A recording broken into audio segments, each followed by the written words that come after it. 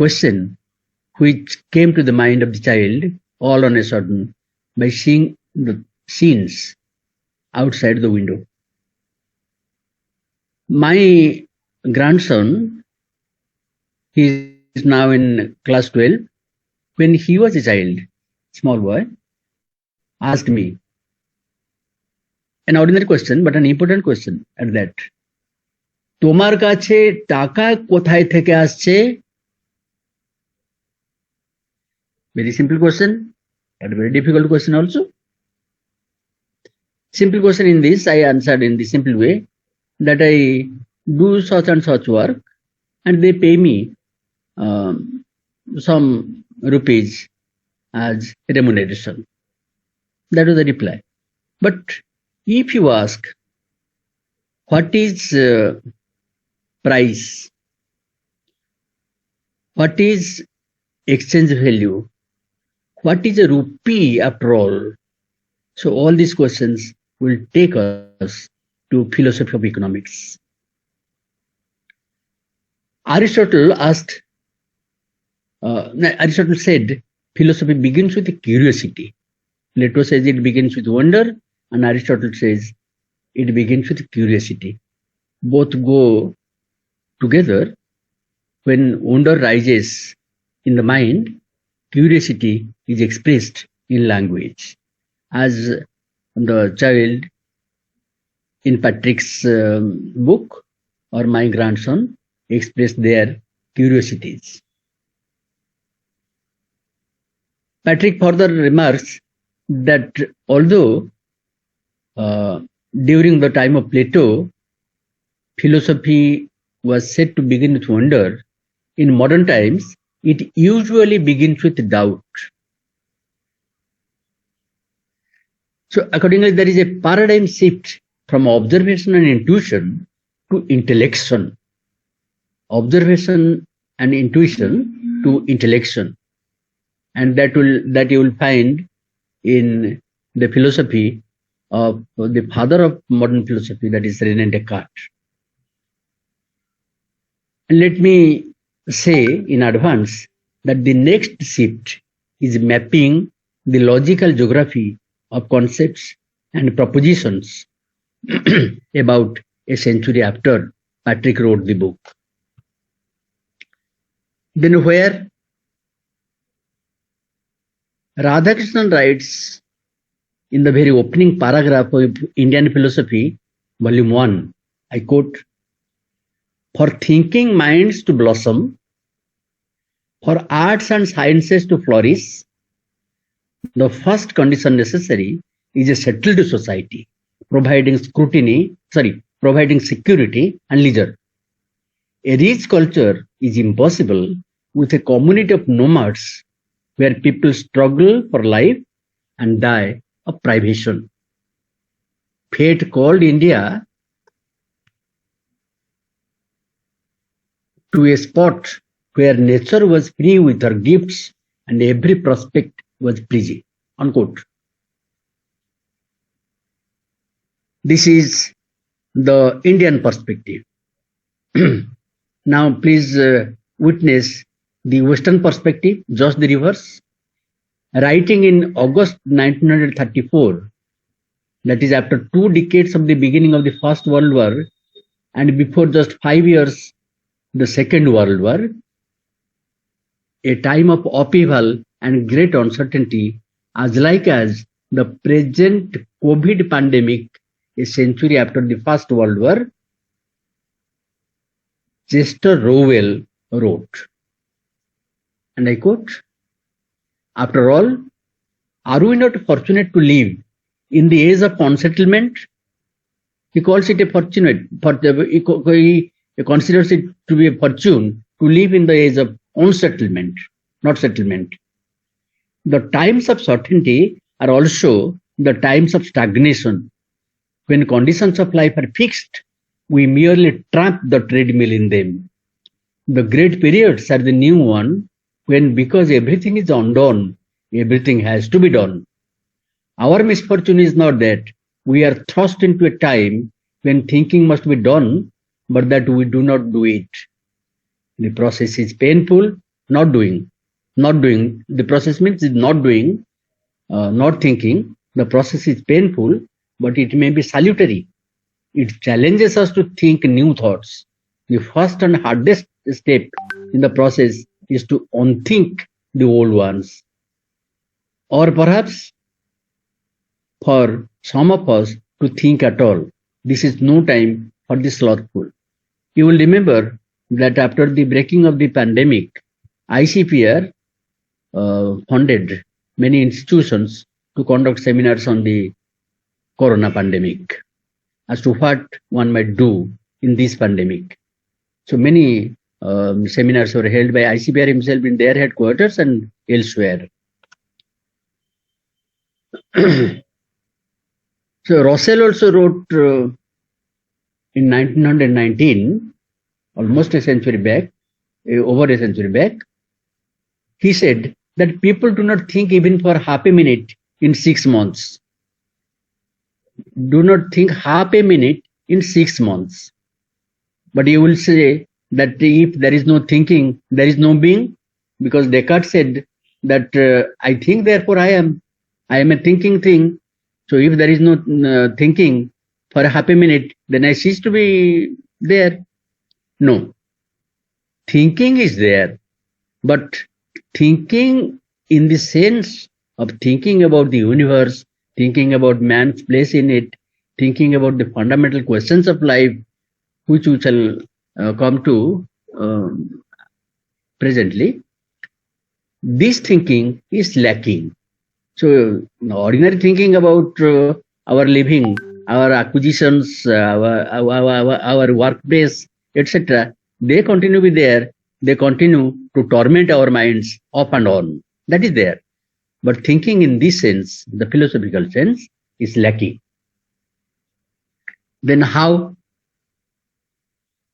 Most of the real progress, Patrick observes, which the world had made in every field, has come through the medium of reflective thinking.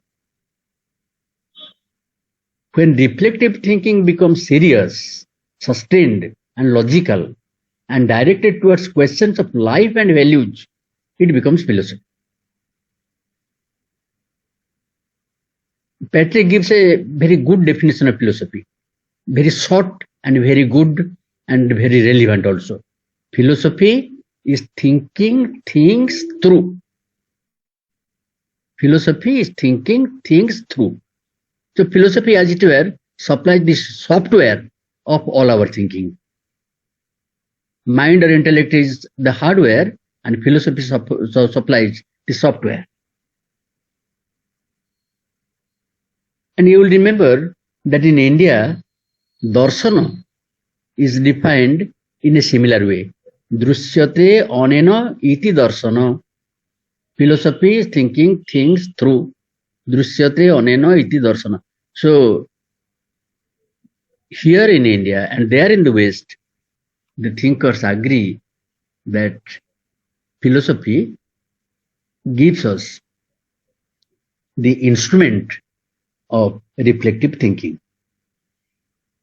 Etymologically, philosophy is the love of wisdom, and in the same sense also, philosophy is wisdom itself. So love of wisdom and wisdom, there is no difference in this sense. Philosophy is view about the universe as a whole and man's place in it. This is the definition also provided by Patrick.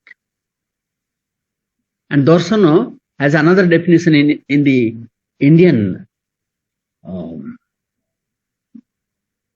platform, that is darshanikaha pramanikaha. So the philosophers are those persons who seek after justifications for whatever one says. So philosophy gives us a vision about the whole universe. It does not give separate and particular views about the universe, about this sector or that sector, about this region or that region, as the scientists do, but it provides a comprehensive vision, which in German called Weltanschauung. Weltanschauung is in English a vision. A Weltanschauung is a comprehensive conception or theory of the world and the place of humanity within it. It is an intellectual construct that provides both a unified method of analysis for and a set of solutions to the problems of existence. I would urge our students to remember that there could be philosophy about something, everything, and nothing. Philosophy could be there about something, everything, and nothing. In modern terminology, we say that philosophy is not in the singular, but it is in the plural, philosophies.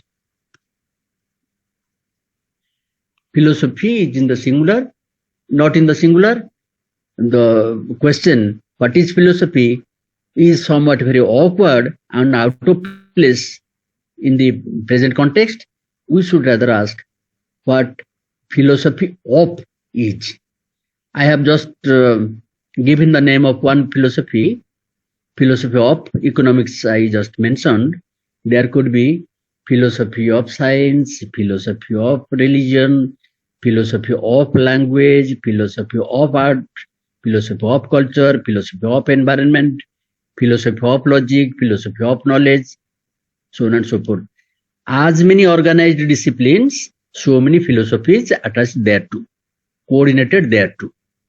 So if there is any organized body of study like environmental science, which is of present origin, we have a philosophy of environment. So philosophy must be conceived in the plural, not in the singular. Then I come to Diogenes Laertius of 3rd century AD, who says of philosophy that its very name refuses to be translated into foreign speech, and that the first to use the term and to call himself a philosopher or lover of wisdom was Pythagoras. So Pythagoras is the first person who used for himself the word philosopher. For said he, no man is wise, but God alone is wise. Similarly, here in India, we find darshan being defined in this way. We find in Monier-Williams Sanskrit English Dictionary as many as 27 meanings of the word darshana. 27 meanings. And the 17th one is view, doctrine, philosophical systems, which include the 6 darshanas, the Bhagavad Gita, the Mahabharata, etc. Now the what of philosophy. What is the subject matter? The basic questions of world and life are the subject matter of philosophy. Professor Datta Sharma ma'am has already discussed many things about it, but I will supplement the discussion. In Bhaja Govindam, verse number 23, Shankaracharya asks, Kastom koham kuto ayatah kame janani kahame tatah iti paribhavaya sarvam asaram vishwam tyaktva swapna vicharam. The questions are, who are you? Who am I? From where did I come? Who is my mother? Who is my father? Thus inquire, leaving aside the entire world of experience is senseless. This is the solution. The world is senseless and a mere dreamland born of imagination. Kenopanishad asks like this. The disciple asks, Kena ishitam patati presitam manaha, by whom, willed and directed, does the mind alight upon its objects? How is the mind connected with its subjects? By directed by whom? This is a moot question. Then number 2, kena pranah prathamah praiti yuktam. Commanded by whom does the main vital air proceed to function? This is question number 2. Question number 3, Kanaishitam Bacham imam badanti, by whose will and direction do men utter speech? Question number 4, Chakhu Sotram Kahu Devahu Nakti, the eyes and the ears towards their objects, what intelligence directs them? So these are the questions which understrikes us, and we become curious to know what is what. Now, let me say what philosophy is not or is not doing. First of all, philosophy is not a science alongside the sciences. They did not sit on the same straight line, not alongside of the sciences, which are also the products of reflective thinking. Although philosophy is there with the sciences at their origin, their results, and their process.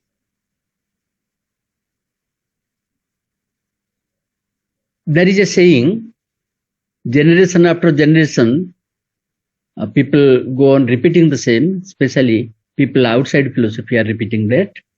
People inside the philosophy nowadays repeat it very less. That philosophy begins where science ends. This is not at all correct. This used to be said 100 or 150 years back. Because philosophy is there at the beginning, philosophy gave rise to the sciences. Science is a term which came into existence only in 1840. The word is as old as 180 years, 180 years, not more than that. So it is there with the beginning of sciences, and it is there in the middle of the sciences also, because there are certain dilemmas, as Ryle calls it, dilemmas, while science proceeds. Internal dilemma, external dilemma, scientific concepts among themselves, there is a dilemma, and scientific concepts and other concepts, for example, religious concepts, there is a dilemma between the clash between them. So all these things are solved and mediated by philosophy. It is there at the end, in the sense that all the findings of the sciences, for what? What purpose does science solve? Now, in pandemic period, in pandemic period, we think that the achievements of science are pernicious rather than salubrious to the humankind. This was a topic which I took up on the Facebook with the same chemical scientist a month back, and he just, what did he do? He just deleted his remark so that my remarks thereon got deleted also. The post is there, but the remarks are not there now on the Facebook page. Then, science is concerned with what and how, philosophy is concerned with why. This is another saying which is repeated off and on. Science is concerned with what and how, but philosophy is concerned with why. This is not the case. Science is concerned with what, how, and why.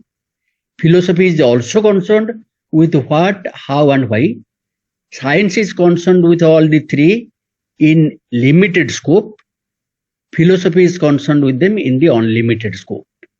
That is the only difference between science and philosophy. Philosophy takes things as a whole, but sciences take things in parts and segments. Therefore, it is not that there is a division of property, what and how belongs to science and why belongs to philosophy. This is incorrect. Then, philosophy is not a body of doctrines, it is an activity. Philosophy does not give us so many theories as sciences give. After going through a course of philosophy for 5 years, as I told the English professor, so you would not find any theory, because this is not an activity. This is not something which produces theories, but it is an activity. Which activity? Activity of clarification. Philosophy is not therefore concerned directly with the facts that are the subject matter of sciences. So there is no hypothesis, no theory, and no verification in philosophy. You cannot just verify a philosophical viewpoint. Philosophical viewpoints are beyond verification.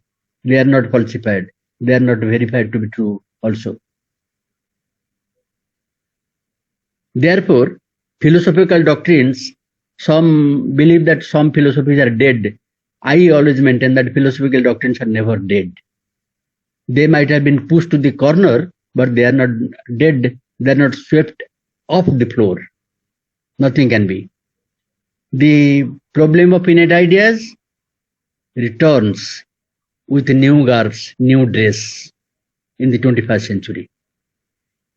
So philosophy of innatism, philosophy of all the problems of being and becoming, they put on new dress and come afresh in every age. They are never dead.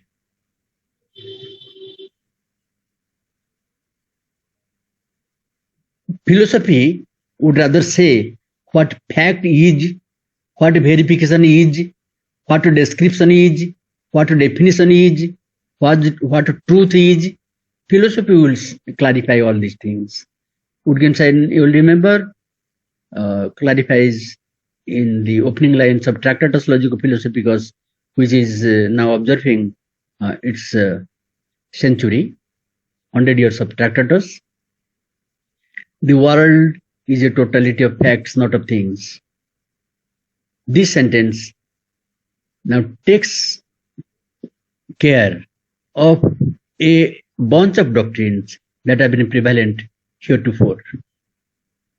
It is not the world is not a totality of things, it is a totality of facts.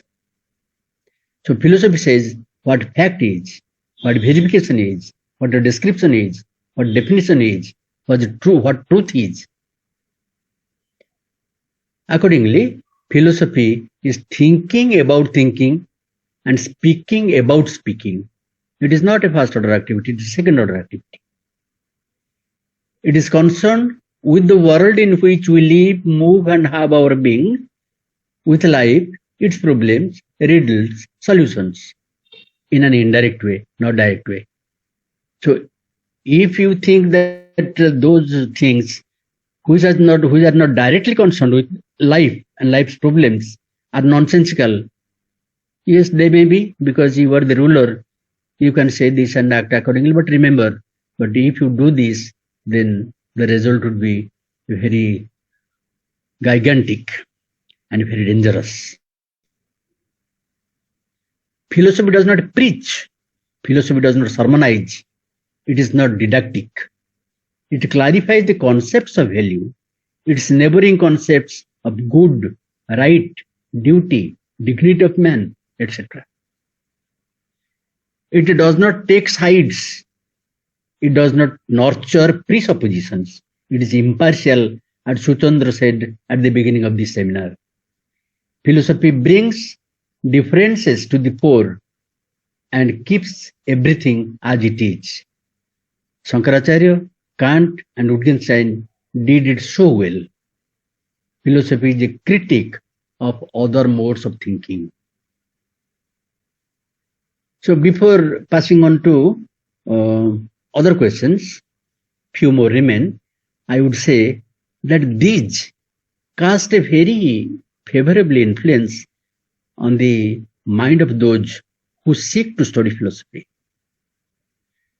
Philosophy builds up in the seeker the inbuilt capacity to think clearly. As I said, it gives the seeker a very good software to think clearly about the world. If you think clearly, you act clearly. So that dosha or guna does not accrue to you. As the Gita puts it, you go beyond the dualities of dosha and guna. You become gunatita. If you think clearly, you act accordingly, then you become gunatita. And you see, in every branch of study, we first come to the definition, scope, and limits of that subject. And in philosophy, we also do that. We discuss the scope, definition, scope. We have already discussed the definitions, the scope, limits. By discussing all these things, we gain Atma-Jnana. We seek to define ourselves. We seek to find out our own scope. What can we do, what we cannot do. We also come to be aware of our own limitations. But people who do not define themselves, who cannot find out their scope and limits of thought and action, they fall into pits. Sometimes they are put into police custody and they are encountered. Yesterday, one encounter was there in Odisha, and a very famous culprit had to be killed in the encounter. So that is it. So if you are able to define yourselves, if you can define your ability, your prowess, then you will act accordingly. Then who? Who means who is a philosopher then? I said that philosophy is philosophizing. So he who philosophizes is a philosopher. Be he a teacher or a preacher or a butcher. All philosophy teachers may not be philosophers, and all philosophers might not be philosophy teachers. One may be a lens grinder like Spinoza or an administrator like Chanakya. The Bhagavad Gita in chapter 18, text 67, there is a very important sloka which specifies who could be the holder of philosophic wisdom, who could be selected to be the torch bearers of philosophic wisdom. Idam te na tapaskaya na bhaktaya kadachana na cha asusave bachyam na cha mam jo abhyasuyati. Sri Krishna is speaking to Arjuna. Please do not pass on this philosophic wisdom to one who does not have any tapasya to his credit. Not to one who is not a bhakta, who is not committed. Never. No cha asrusave, to one who is not very much interested in this study. To one who does not serve me. That means who does not serve the ends and purposes of humanity at large. So he who is selfish, do not pass on to this philosophic wisdom to him. Now, we are going around the exhibition. So now I come to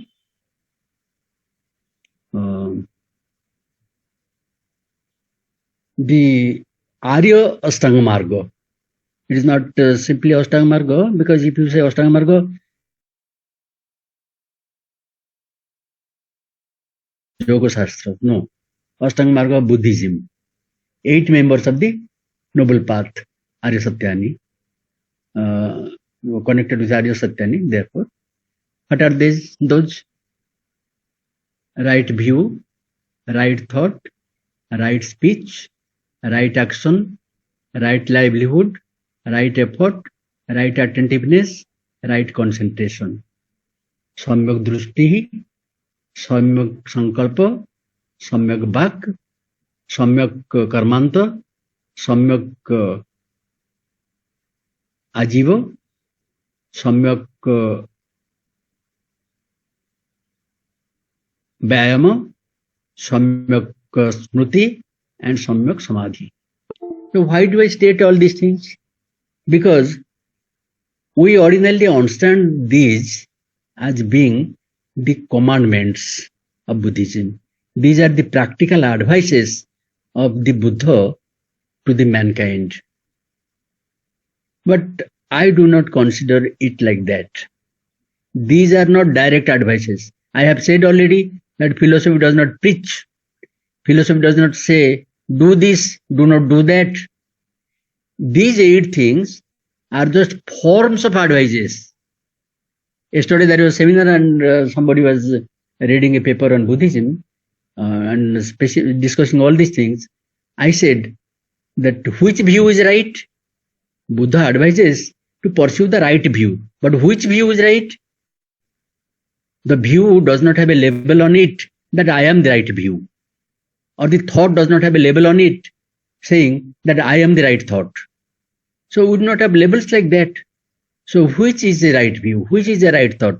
We must have a criterion prescribed by the Buddha or the followers of Buddha to judge for ourselves that this is the right view, this is the right thought, this is the right speech. And I think Buddhism provides us a criterion in the form of Artha Kriya Karitva. So that which works in practice, that view which works in practice is the right view. So we have to decide which one is right.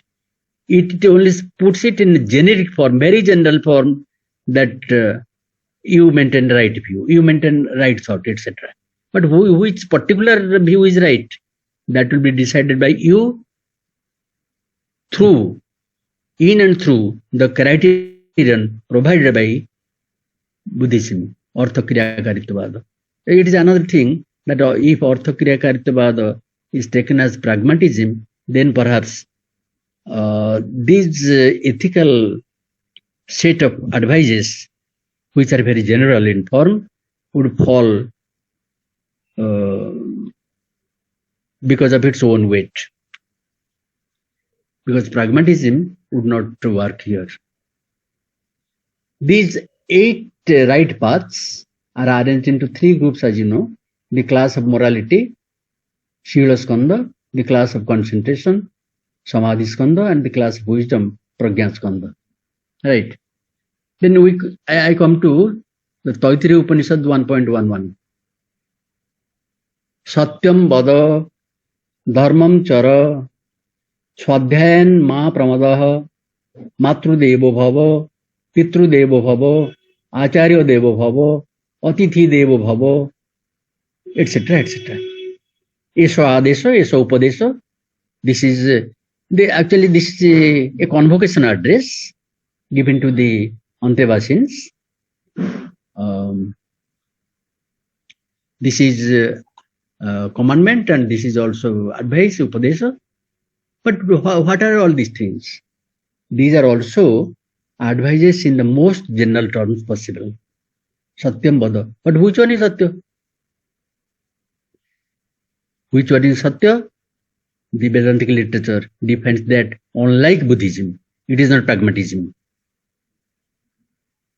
That is Satya which conforms to Ruta, to the natural order, and which serves the purpose of all the praja. Praja means prakrushtena jayate iti praja.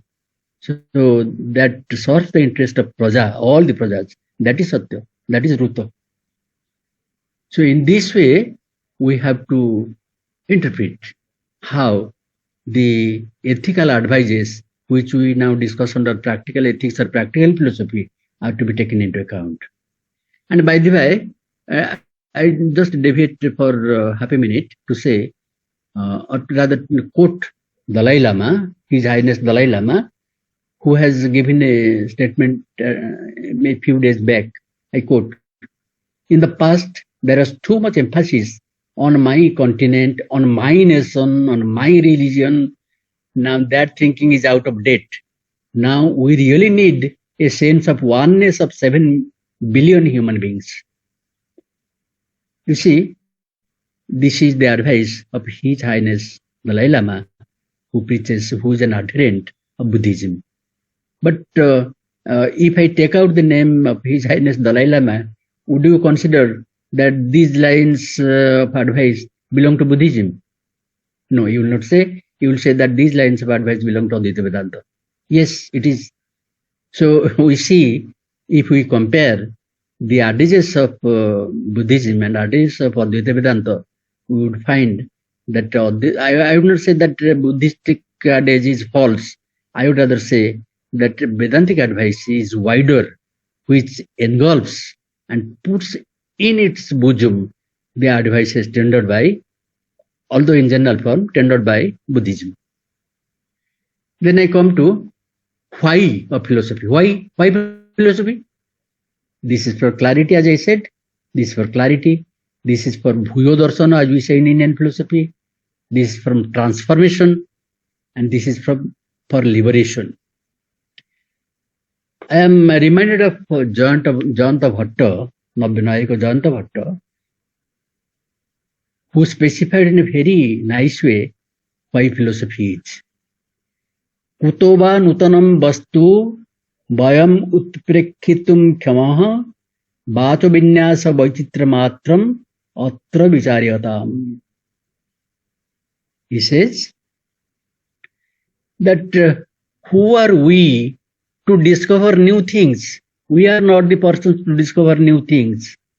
We are the persons to put in a clear way what is put in an unclear way. Vacho vinyasa vaichitra matram. Something is said in other modes of thinking, in ordinary language or in the sciences, in a way, and we try to clarify that. We discover, we bring out all its presuppositions and all its implications and put everything before you on the table. What you will do, what you will not do, you will decide. We clarify, you decide what to do. Similarly, Strawson says that if there are if there are no new things to be discovered, there are old things to be rediscovered. So Jayanta Bhatta and Strawson, they come to this self-same point to specify why we will do philosophy. Then I will tell you the purpose of knowledge, philosophical knowledge, I mean, has been specified in different ages in different ways. You will find Bacon advocating that knowledge is power. You will find Socrates advocating knowledge is virtue. You will find the Buddha advocating knowledge is nirvana. Sankhya, Nyaya, Vaisheshika, etc., knowledge is mukti. And Advaita Vedanta, knowledge is being. To know is to be. Tattvam asi. So, I am that. That is the final realization which knowledge comes to finally. So, you will find that there are two terms, Hetuvada and Hitovada. So, if Hetuvada is the concern of sciences, Hitovada is a concern of the philosopher. They are different. These two are different. But in philosophies, we find there are links between Hetuvada and Hitovada. Madam Datta Sharma was explaining that in detail, how knowledge ensues in action If time permits, I will come to it at the end. But at present, I will come to very important distinction. I will show you the differences. That is Wittgenstein's motto following Shakespeare. I will show you the differences. Let me show the differences. We are going around the exhibition. We will show you the differences between information, knowledge, and wisdom. You will find to my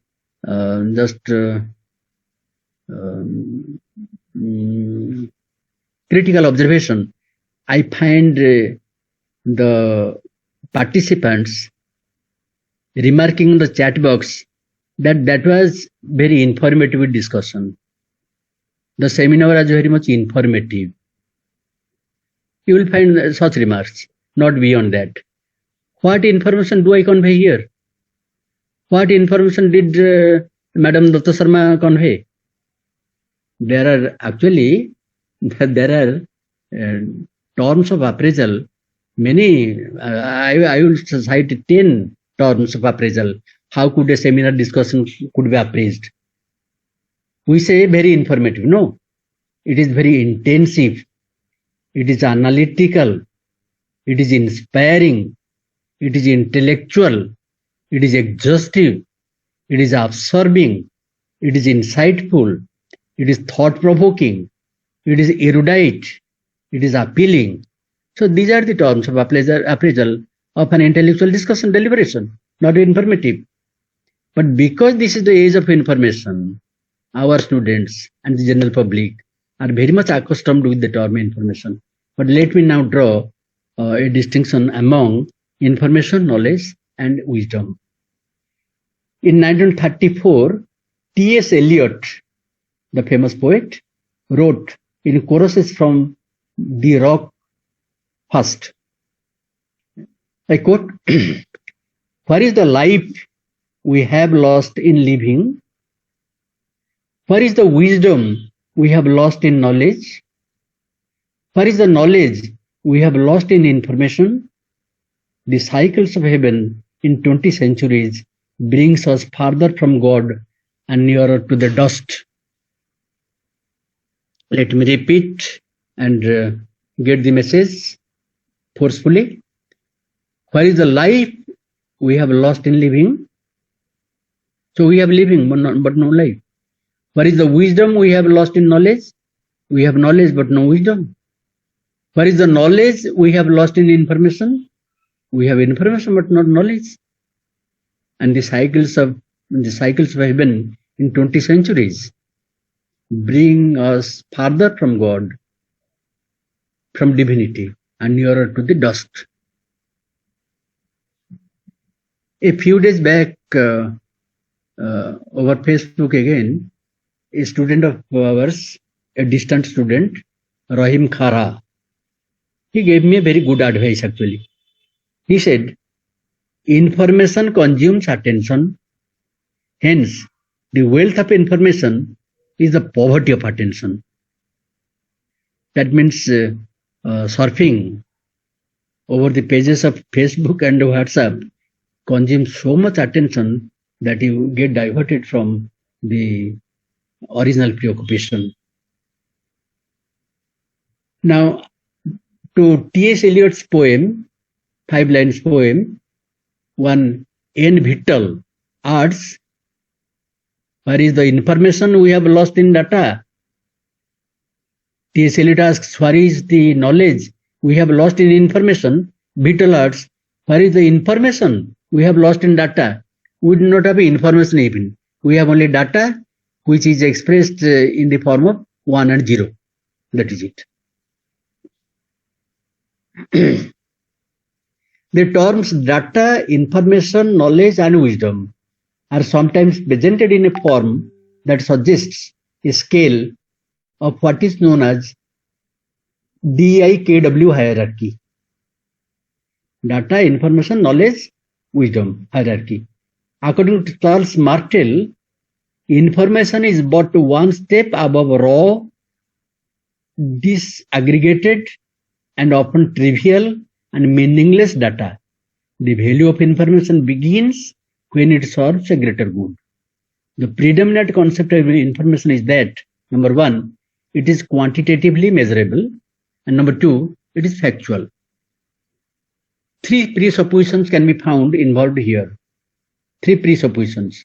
I said that philosophy seeks to bring out the informations, presuppositions, and works out the implications. Here the presuppositions are, number one, information is a material object. Number two, information is neutral and value free. Number three, information becomes valuable when it is linked to personal and social values such as honesty, love, happiness, creativity, generosity, freedom, etc. To find out how far these presuppositions are acceptable, they need to be examined in the background of three currents of philosophical thinking: materialism, idealism, and critical thinking. So these are analyzed here, but I will not go into that because my time is running short. Perhaps I should have gone up to 12:15. If I would have begun at 11:15, I have not finished 1 hour full. Still then, I will cut short my deliberation. I will come towards the last as promised. Each Indian philosophical system projects an ultimate end. It does not promise to deliver the nobilities like charity, benevolence, or wisdom, but total and radical transformation of one's ordinary being in the world. Paths are laid down in Sankhya Yoga, Vedanta, and Buddhism. Nyaya Vaisheshika has freedom from suffering as the vision, but Professor J.N. Mohanty points out that the path doesn't follow from the theory. He has a very good booklet, Philosophy, Theory and Practice. Theory and Practice, and then two books are there, Theory and Practice simply, and Philosophy and Theory and Practice, I suppose. Two books are there.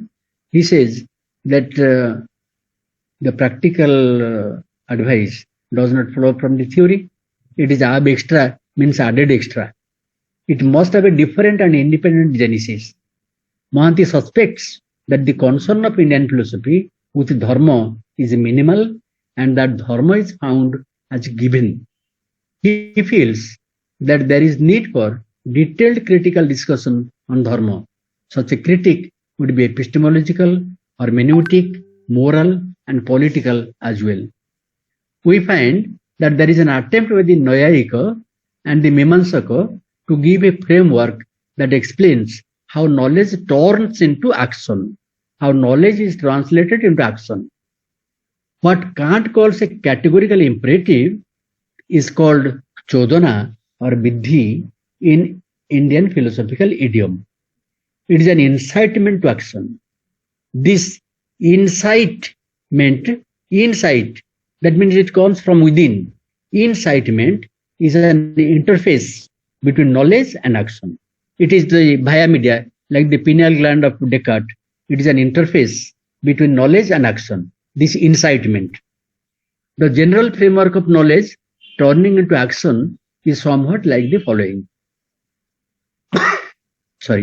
Knowledge, that is jnana, gives rise to desire, chikirsa.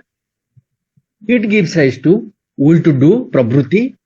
It gives rise to motor effect, chesta, and it gives rise to action or karya. According to the Mimamsaka Kumarila Bhatta, vidhi is causally efficient. It produces bhavana. Bhavana is, according to Mandana Mishra, udasinatva sedu, creation of passivity.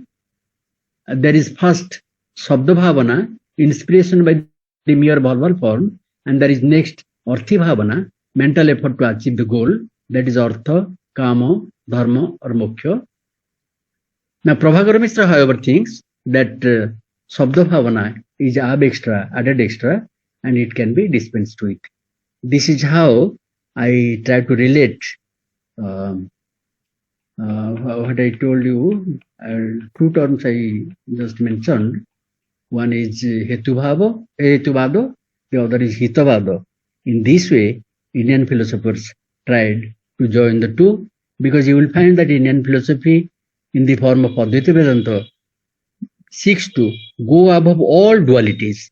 You will not find the dualities existing prominently between analytic, synthetic, fact and value, Hetuvada and Hitavada, etc., etc. So, although in Western philosophy we find the dualities distinctly facing one another, in Indian philosophy they just cooperate, get coordinated with one another to produce the holistic vision, which is about the whole and which works for the whole. And I thank you again, all the organizers at Purvastali College, the principal, the coordinator, all my colleagues there, all my students, for giving me the occasion to speak a few words about philosophy and life. Thank you very much. Over to Chandra.